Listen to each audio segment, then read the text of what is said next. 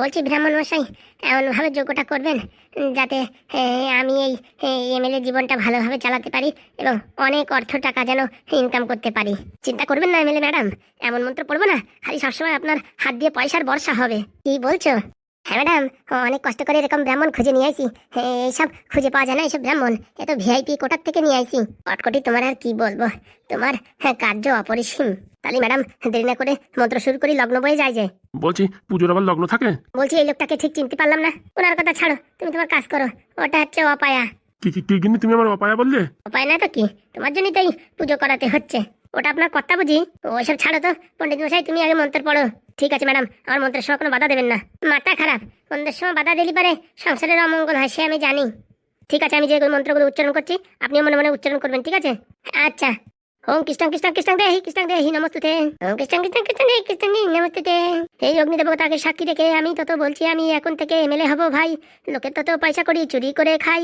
চাদর চেয়ে ফুল ফুটেছে কদমতলায় যে দেখি টাকা ভরা আছে, সেই টাকা তো নিয়ে তত বাড়ি এসেছি। সেই টাকা দিয়ে তত আমি ড্যান্স করেছি, বাড়ির সবাই নতুন জামা কাপড় কিনে দিয়ে ভালো একটা ফোন কিনেছি। চাঁদের মেয়ে চাঁদের পিসি যে এসেছে, পকেট ভরে টাকা তত ঝেড়ে দিয়েছি। সেই টাকা দিয়ে তত বড় ঘর কিনেছি। টাকা পয়সা নিয়ে তত অনেক হবো বড়। আর আমি যে ব্রাহ্মণদের দিয়ে পুজো করাচ্ছি তার পকেট অনেক হলো ভরো। 5 বছরে আমি তত অনেক কিছু করতে আমি চাই। লোকজনদের শুধু মুখে দিয়ে বলে দিতে চাই, মুখ দিয়ে ভিজাই দেবো, সব টাকা যাবে আমার পকেটে। সব টাকা নিয়ে আমি রাখবো তত ব্যাংকে। ব্যাংক যদি ভরে যায় দেবো তত বিদেশ পাড়ি ঘুরে তত পয়সা করি, খরচা করে নাচিয়ে নুচিয়ে চাই। তাই ভারী মজা পাই।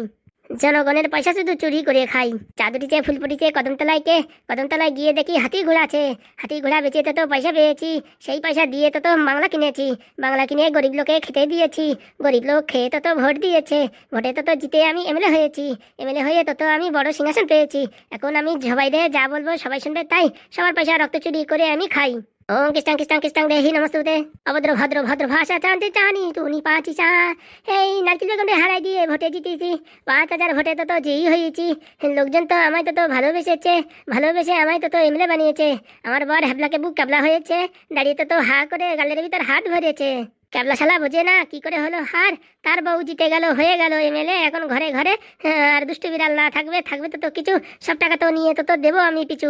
তাইরে নাই রে কিড়িং ভাই, আমরা তো শিবির গজন গাই। আমি তো কেলো কদম পুজো করেছি। আমার পুজো সার্থক হলে হবে তত ভালো। ম্যাডাম তত খুশি হয়ে দেবে তত 10,100 টাকা আমায়। এইরকম ব্রাহ্মণ পাওয়া যায় না ভারতবর্ষে কোথাও। চাই তাইরে নাই রে কি মজা ভাই। এমএলএ তো হওয়ার কথা নাই, তবু আমি হয়ে যেতে চাই। সবাই ভাবলো ম্যাডাম তত এমএলএ হয়েছে, কিন্তু আমি জানি ম্যাডাম তত চুরি করে এমএলএ হয়েছে। এই কি কথা বলছেন ব্রাহ্মণ মশাই? না মানে মন্ত্র পড়তে আপনার কুষ্টি বিচার হয়ে গেল, তাতে দেখাচ্ছে যে আপনি ওই চুরি করে ভোটে জিতেছেন। এইসব উল্টোপাল্টা কথা বলবেন না। আপনি যদি ব্রাহ্মণ না হতেন না, এতক্ষণ এখানে কিক মেরে বাইরে বের করে দিতাম। তার মানে কিন্তু তুমি চুরি করে ভোটে জিতেছো? এই পুরাম কমিংসে চুপচাপ দাঁড়ায় থাকলে তো চলে যা।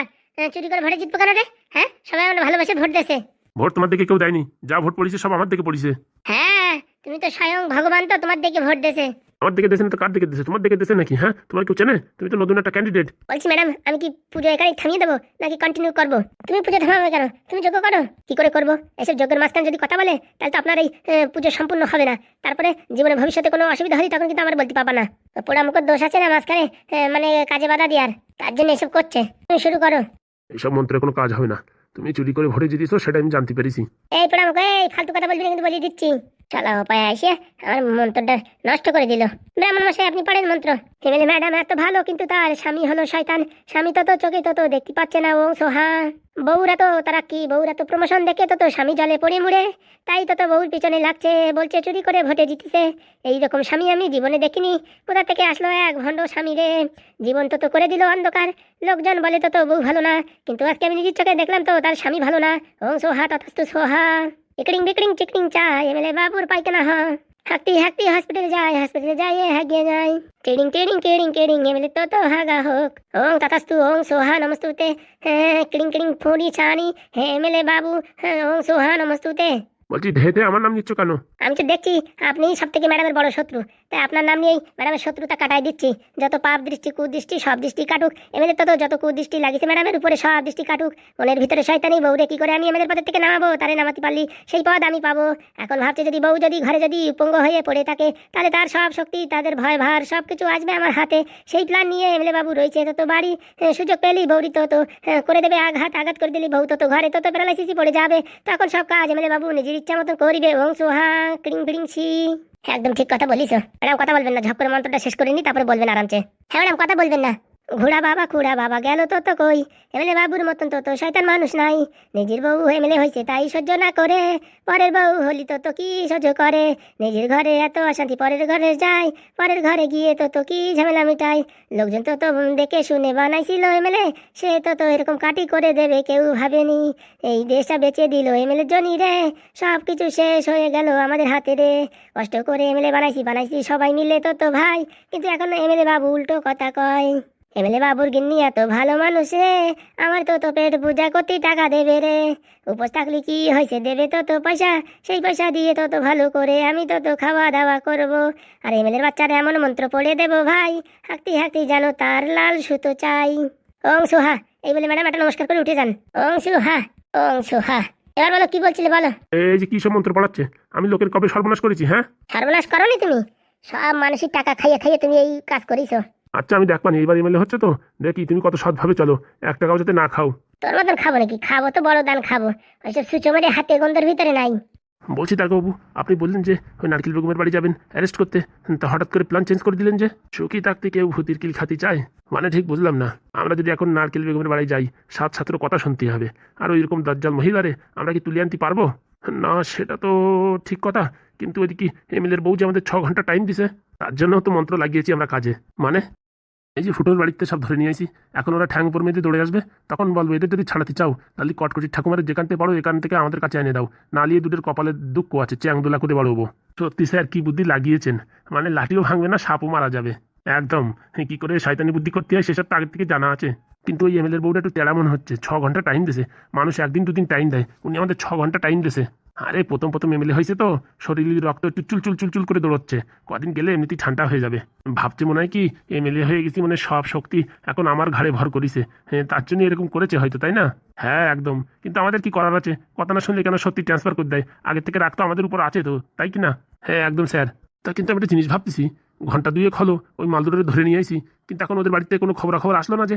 ওই তো ধরার সময় তো বললো যে ওদের বাড়ির লোকজন কোথায় যেন গেছে সালিশি করতে, কিন্তু ওই এমএলএর বউ যে 6 ঘন্টা সময় দিল, তার একটু পরে ফোন করে বলে দেবানি হ্যাঁ আপনার হাগা ধরিছে। এত কিছু তুই হাগা ধরার কথা তা আমার বলছি স্যার, অন্য কিছু বললি বলবেন জ্বর থাকলেও জ্বর নিয়ে যাও, কিন্তু হাগা ধরলি পারে উনি তো যাওয়া যায় না, যখন ফুস করে বেরোয় যাবে। তার জন্য বলবো কি ম্যাডাম আর 2-4 ঘন্টা সময় একটু এক্সট্রা করে দিন, আমরা প্রায় অর্ধেক কাজ এগোই ফেলেছি। সে তো ভালো বলিস, কিন্তু ওই জায়গা আমার নামটার জায়গায় তোমার নামটা বলতে পারো না? কি যে বলেন স্যার, আমার এখনো বয়স টয়স হয়নি, আপনার বয়স হয়ে গেছে, আপনার কথা বলতে পারে মানায় যে লিভার ফিভার বাংলা খাতি কমজোর হয়ে গেছে, আপনার কথা বললে একটু মানায়, আমার কথা বললি পারে ভাববে নাকি আমরা সব হাবি যাবি কথা বলছি। সত্যি তোমার আর কি বলবো, নাও আর কি করা যাবে, হাগার নাম দিয়ে যদি 4-5 ঘন্টা বেশি সময় পাওয়া যায় তাতে ক্ষতি কি একদম। আর আগে কাজ হয়ে গেলে তো ভালোই হলো, কিন্তু যা বলো তা বলো, এর থেকে কিন্তু নারকেল বেগমই ভালো, কি বলো? হ্যাঁ জলখাবারের টাকা কতদিন অবধি দিছে আমাদের, আর এই বিটি বাবারে বাবা একদম কড়া বিটি। ঠিক বলিস, এইসব মানুষের সাথে পারি ওটা যায় না। বলছি কি তাহলে স্যার কি ট্রান্সফার নেবেন না এখানেই থাকবেন? মাথা খারাপ, ওই জঙ্গলে ট্রান্সফার দিলে ওখানে বেশি কি করবো, এখানেই মোটামুটি তালতুল চালাতেই হবে, আর কি করা যাবে। যদি নারকেল বেগম ম্যাডাম যদি হতো না তাহলে খুব ভালো হতো, আমার হিসাবে তো নারকেল বেগম ম্যাডামই এমএলএ হওয়ার কথা, আমি তো ওনারই ভোট দিছি, আমিও তো ওনারে দিছি। বাবা তাহলে বুঝলাম না কারা ভোট দিল, ওই এমএলএর বৌরি? ওইসব বিটি মানছিরা মানে সিম্পেথি খেয়ে দিছে, কিন্তু বিটি সুবিধার না, লোকের রক্ত চুষে খাবে, দেখেও স্যার বলে দিলাম, আর কি করা যাবে।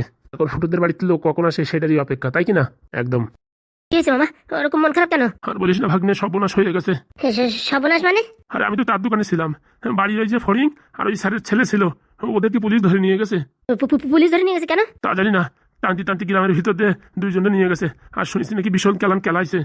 ও হাগুদা, কিছু বুঝলাম না তো, হঠাৎ করে পুলিশই ধরে নিয়ে গেল, কি হয়েছে কে জানে। বলছি কি ওই এমএলএর বউ আবার নতুন এমএলএ হয়েছে তো, সে আবার কোনো ফরমাজি করেনি তো আমাদের নামে?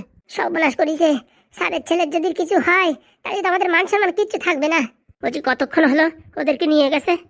আমি যতদূর জানি ওই 2-3 ঘন্টা হয়েছে। আমি ভাবিছি একবার পুলিশ স্টেশনের দিক যাবো, কিন্তু ওর ভয় করছে যদি আমারও ঢুকায় রেখে দেয়, কারণ কি বাড়ি ওই 2জন ছিল, ওই 2জনই ধরে নিয়ে গেছে।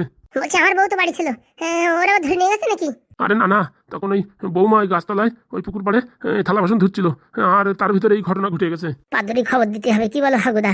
বলছি কি বাবা, এইসব আবার এই মেয়ের বাড়িতে এসব হাবি যাবি চাল চালেনি তো? না না, ওদিকে তো মেয়ে আসবে, সংসার করবে, সেই সব কথাবার্তাই তো হয়েছে, তারা তো এসব করতে পারে না। তাহলে কি ওখানে পাদুর নিয়ে কি ঠিক হবে? এখন চাকরি বাকরি করে, ওর নামে যদি কোনো কেস ফেস হয়ে যায় তখন তো চাকরি বাকরির অসুবিধা হয়ে যাবে। তা ঠিক কথা বলিস। তা চলো আমরা 3জনই পুলিশ স্টেশনে যাই, দেখি কি দেখি ব্যাপার। চল ভাই চল। বলছি ভাগিনা আমি আসবো? না না মামা, তুমি বাড়ি থাকো, একটু পরে পাদু আসছে, বুঝতে পারিস তো? বলছি নাতি বউ আসবে নাকি আজকে? না নাকি, তার নাকি 2-3 দিন সময় লাগবে, তাই ওখানে পাদু কথাবার্তা বলছে, ওর আসতে একটু দেরি হবে। আর নাজনের কি খবর? তো ওই তো ওরা সবাই একসাথে আসবে, আমরা যাই দেখি। তাড়াতাড়ি ওই পুলিশ স্টেশনে যাই, স্যারের ছেলেরে মারলি পারে আবার একটা বিধি খিস্তি ব্যাপার হয়ে যাবে। হ্যাঁ মামা, তুমি ওরা আসলে দেখো। হ্যাঁ আচ্ছা। আর আমার বৌদি বললো যে আমরা এই পুলিশ স্টেশনে গেছি। ঠিক আছে ভাগ্নে, তোদের টেনশন করার দরকার নেই, আমি বলিয়ে দেবো সব। চলো তাদের চলো, চল ভাই চল। একটার পর একটা আর ভাল লাগে না, কি হবে কে জানে।